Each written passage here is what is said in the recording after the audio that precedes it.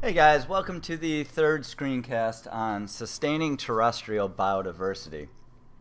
So far we've explored extinction, we've taken a look at the value of biodiversity, and so this screencast will focus on the reasons for decline.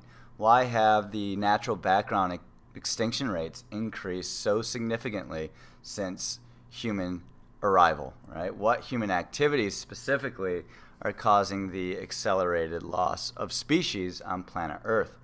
And what's really kind of cool is we have a neat little acronym here, or abbreviation called HIPCO. It used to be called HIPPO, but we added a C into it for good reason. And each letter represents a different cause for the decline in species worldwide.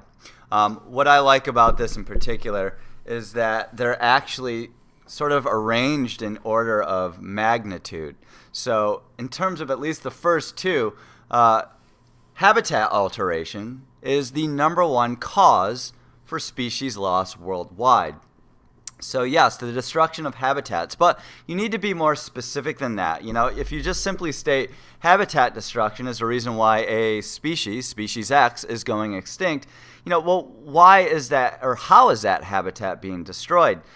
Obviously habitats are naturally destroyed through volcanic eruptions, hurricanes, and those things have always happened, but we're really concerned about the unnatural rate of extinction caused by human activities. So be specific here. Habitats are altered through a variety of mechanisms. They are converted. Terrestrial forests are converted to farmland, or as suburban sprawl moves out from city centers, oftentimes habitats are fragmented or sliced in half and divided into smaller habitat islands. We're going to talk more about fragmentation in a little bit.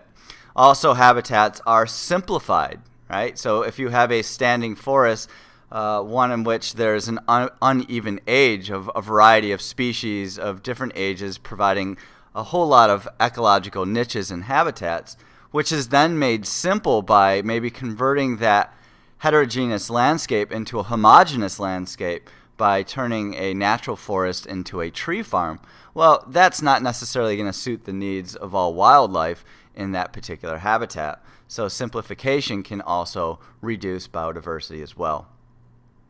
Number 2 on the list is I, and that stands for invasive species. This is the second leading cause of species decline worldwide, and this refers to the deliberate or accidental introduction of species into a new habitat. Oftentimes these invaders are generalists, so they do very well in disturbed habitats. They face no natural predators, no competition, and oftentimes can overwhelm the system and outcompete native species. And we'll be looking more at that in the near future. Population growth, as we know, is another important variable in any environmental impact.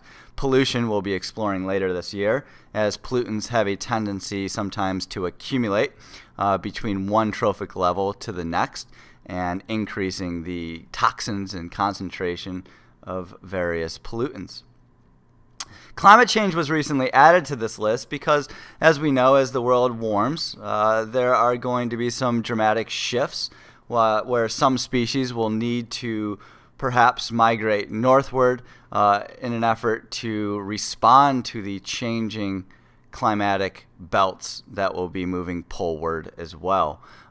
Some species will be able to do that. They'll be able to migrate. Other species have a harder time of doing that, and they won't be able to keep up with this. And ultimately, they'll find themselves in an area that exceeds their range of tolerance to various climatic conditions, and they may find themselves on the brink of extinction.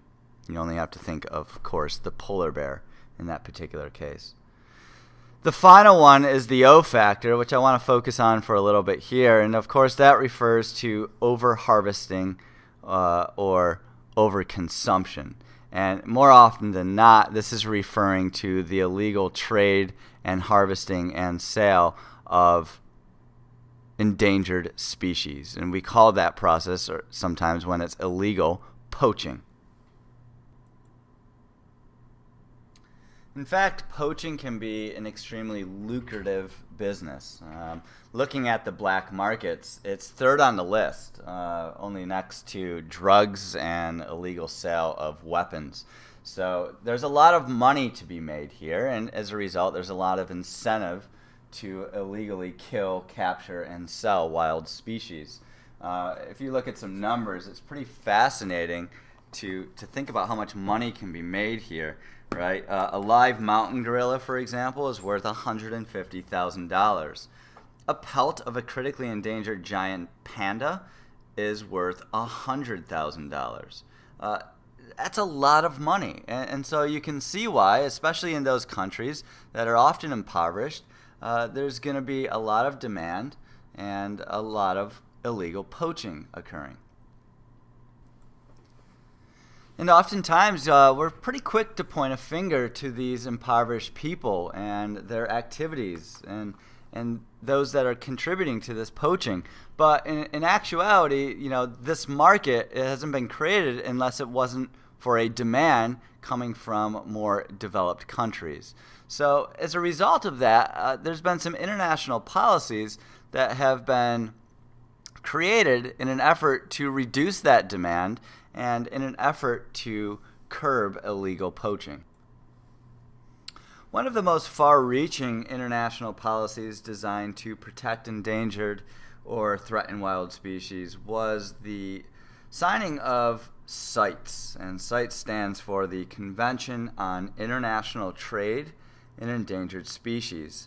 This treaty was signed in 1975 and signed by over 175 countries that signed it to ban the hunting and capturing and selling of threatened or endangered species. It actually lists over 900 species that cannot be commercially traded as live specimens or for their parts. In addition to these international efforts, the United States has taken some measures to reduce the loss of species locally. And they've done that by passing the Lacy Act, which was actually passed in 1900, which is designed to prevent the illegal trade and sale of wildlife and plant species between state borders. Moreover, the Endangered Species Act was passed in 1973, probably the most far-reaching environmental policy that we have today. The Endangered Species Act is designed to protect species home here in America as well as those abroad.